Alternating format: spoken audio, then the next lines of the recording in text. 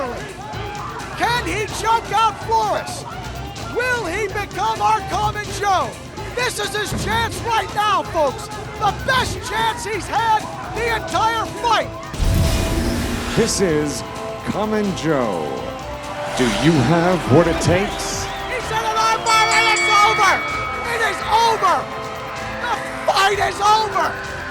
And we have an answer to our question. Does Nick Creamer have what it takes? The answer is unequivocally yes, he does. The Common Joe himself, Nico the Reaper Reaver. The Common Joe will give an amateur fighter a chance to leave the amateur world and transition into a professional fighter. Hundreds of fighters come to King of the Cage every year with the dream of finding a future in the sport of MMA. These are their stories. I love the concept of the Common Joe television series. And I know that the amateur MMA community and MMA community at large will embrace it and love it. Because we love this story.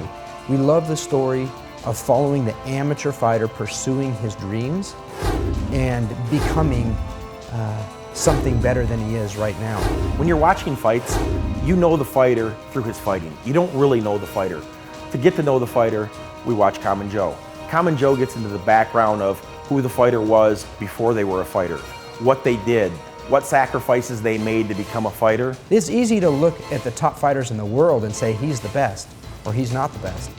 But where people become interested in someone is when they look for that X factor that makes these fighters different when they're an amateur, and that's exactly what Common Joe is all about. The Common Joe will give an amateur fighter a chance to leave the amateur world and transition into a professional fighter. Tonight, it's Dave Hernandez versus Christian Cardona.